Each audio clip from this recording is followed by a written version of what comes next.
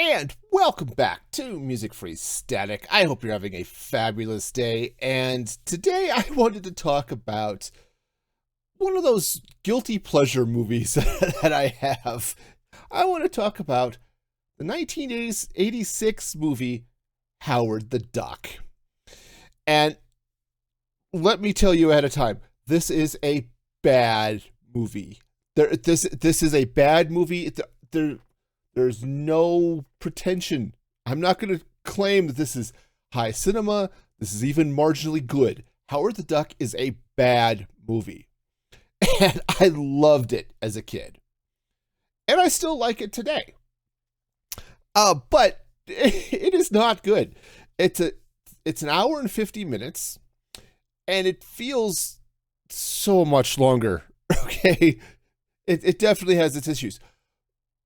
But one of the things I love about this movie is how fun some of the dialogue is.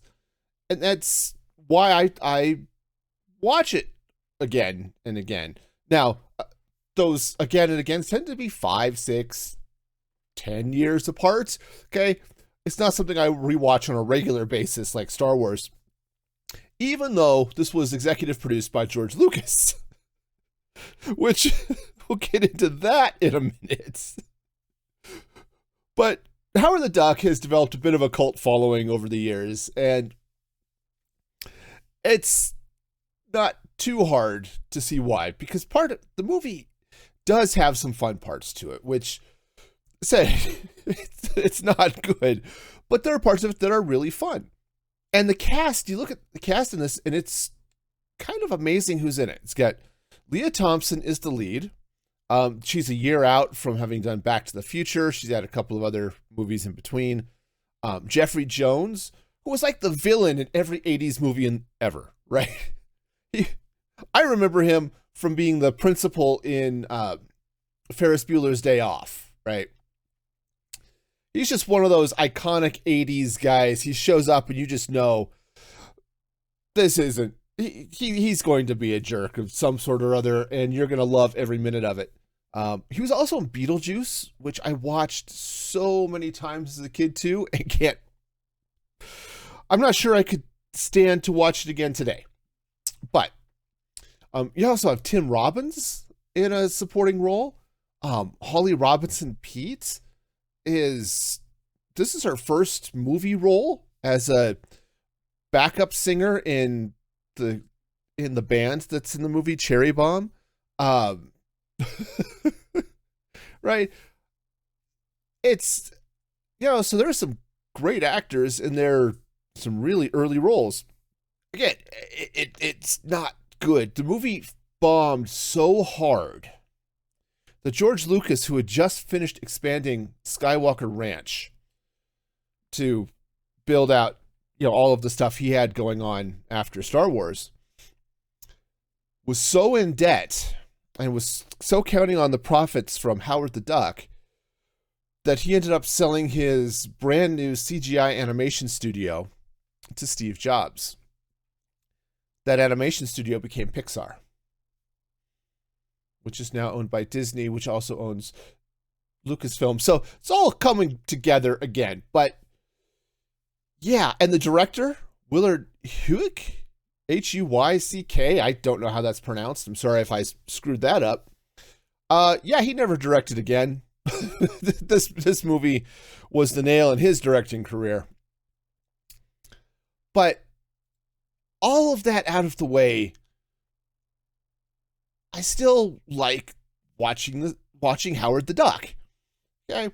Now, I'll be the first to admit, one of the reasons 12-year-old me liked this movie was because it had Lea Thompson in her underwear. I admit it straight up. Okay, this may not be the movie for the youngest of audiences, right? Especially there's a scene Howard gets zapped by the laser MacGuffin thingy-mabob that sucks him out of his world. And as it pulls him through, the camera's lingering on this female duck in her bathtub. And she's got duck boobs.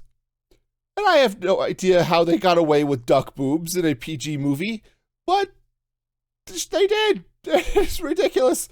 And she's a duck. How do ducks have boobs anyway?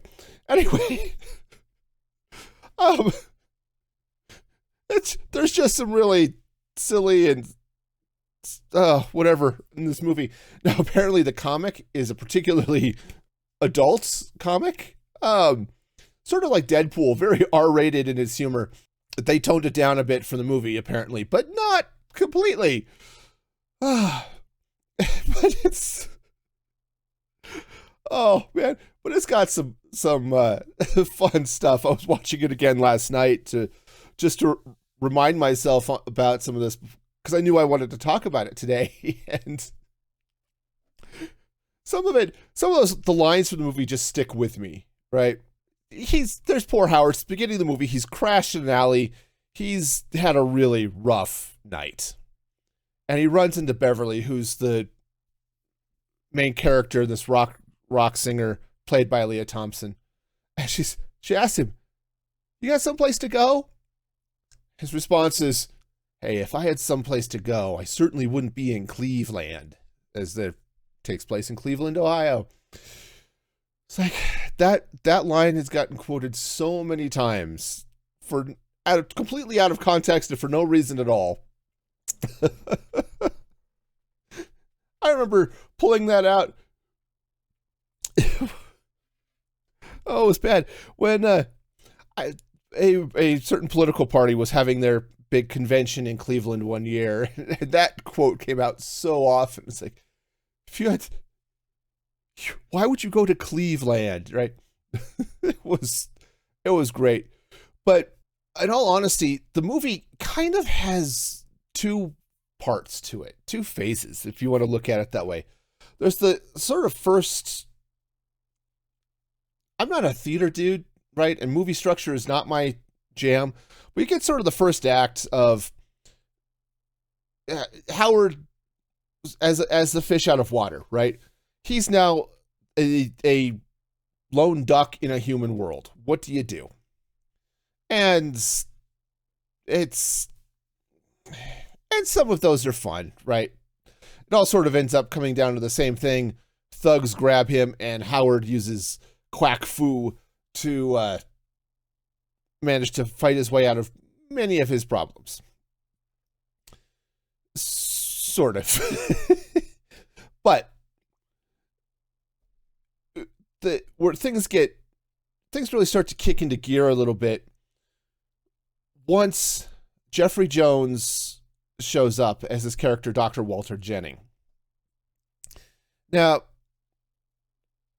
again, Jeffery Jones, he's a fun actor, and he chewed the scenery so hard in this movie. It was really fun to watch him as sort of the caring scientist who really does want to get Howard home. And also the host of the Dark Overlord who's coming to take over the world. And oh yeah, he he has some fun moments as the possessed doctor. In fact, one of my favorite scenes comes right at that point. So Beverly and Howard end up at the lab where they're going to meet Dr. Jennings so they can fire up their laser and send Howard home, because that's how lasers work, apparently. And they get there, and the lab is in chaos.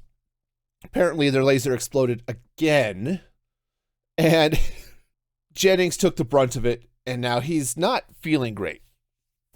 And they run into him. He has this line, says, "It feels like something inside me, gnawing at my guts. What's wrong with me?" And Beverly's answer was, "Well, what did you have for lunch?" You know, it's just these little weird things like, it's like, okay, that is a question to ask, right? They end up crashing the car into this cafe, just not far from the lab, apparently. And he's Jennings is now possessed into this diner, or he's possessed by the spirit as they've crashed into this diner, and he's sort of laughing, and Howard's asking, you think that's funny? And the doctor's, I'm not Jennings anymore. The transformation is complete. I am now someone else. Howard's response is, it's just one of those fun little lines. Like, try telling that to your insurance company, right? It's just these fun little sort of one-line zingers back and forth. Jennings for some reason is dumping exposition because it's got to go somewhere. On Bev and Howard in the diner.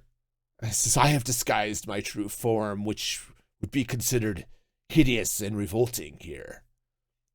Beverly's response is, lucky for the people eating. Right? It's just, again, this is a bad movie. It is so bad. But I love some of these lines, the way they're delivered by from Howard, from Beverly, and it's really fun. And Tim Robbins is great as sort of this, sort of the goofball sidekick, right? He's a lab tech, a lab assistant, and totally out of his mind, just sort of goofy, right? But he helps Howard escape from the cops, and he's just ends up this sort of fun little goofball. The whole movie feels like an 80s goofball sci-fi action comedy, which it kind of is. And all of that happens once Jennings shows up a third of the way in or so. And that's where the movie starts to get fun. The front half of it, again, it's Howard sort of out of place, trying to fit in, failing, going back to Beverly to say, all right, I have no place else to go. Then everything sort of kicks off. And the special effects are 80s sci-fi bad, right? I mean, they're not, some of the effects are like the proton packs in Ghostbusters, right? When they fire their neutronas to capture ghosts, you get that very cartoony, laser swirly, whatever that effect is. Oh, you get that type of effect so many times in different colors coming from the Dark Overlord, whether still in Jennings' body or fun CGI stop motion cartoony thing, or from the disintegrator ray thing that just happens to be in a storage closet at the lab. Right? The number of times you just get sort of photoshopped laser eyes, right? Of course, it's all photoshopped, right? It's not like, I mean, as good an actor as Jeffery Jones is, it's not like he's got glowing laser eyes normally, but it is very much that 80s, we are going to animate. It's like, these are cartoony, laser light flare eyes, right? And it's just silly fun. And some of it you look at, it's like, one of my favorite parts, especially as a kid, aside from Lea Thompson in her underwear, was the escape sequence. Howard and Phil, played by Tim Robbins, are escaping from the cops in a ultralight airplane. Airplane might be too strong of a word for it, but it is what it is. It is a tricycle with wings, right? Lawnmower engine, that type of plane. I looked it up at one point and I forgot what it was, but it's just this little hobbyist airplane. And said flying lawnmower. And that whole sequence goes on for probably way too long, but it's got so many fun moments between Howard and Phil. So, yeah, you look at this, it's like, man, You wonder, how did this get made? Well, I know exactly how it got made. With $50 million of George Lucas's money, that's how it got made. But oh, it was bad. And the number of people, I saw a number of quotes.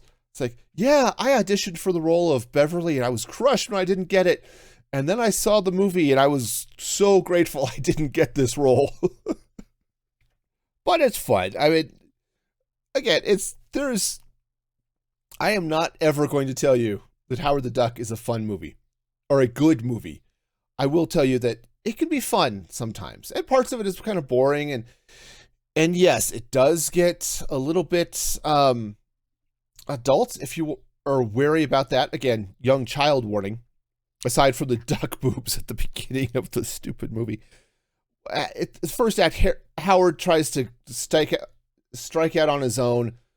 He gets a job. He's basically a towel boy at a sauna. But it is a sauna that caters to, how shall we say it, couples wanting a special place. And had this movie been rated R, everything would have been on display. But as it is, you know what's going on, and they're just very, very careful not to actually show you anything. But it's, oh yeah, if this was like Porky's, there would be boobs everywhere. As it is, it's Howard the Duck, and they just very carefully, oh, she's facing the other way, or there's very carefully a towel or something so that you're not seeing anything. But yeah, so if you're worried about trying to explain why are all these people making out in next to nothing, maybe this is not the movie to watch with your young children. But again, PG rating. Indiana Jones and the Temple of Doom and Gremlins hadn't quite pushed the rating up to PG-13 or pushed the industry to create PG-13. And this movie might have gotten one. Though there's no swearing, there's just lots of implied sex. Again, we're talking all of the 80s goofball comedy culture shows up there. So you know what you're getting into, right? Sorry, this is one of those movies, it just gets me laughing over stupid nonsense and how stupid the movie is. And this is why I watch it once in a while. Not because I want honest to goodness cinema that is going to move me in some deep spiritual way. This is just shut off your brain. I hope you've got good snacks and just enjoy the fun little one-liners and just go with it. It's definitely one of those movies that's fun to see once, even if you never see anything else. So this has been my really late movie review of 1986 Howard the Duck. And until next time, be excellent to each other. And this is Music Free Static, signing off.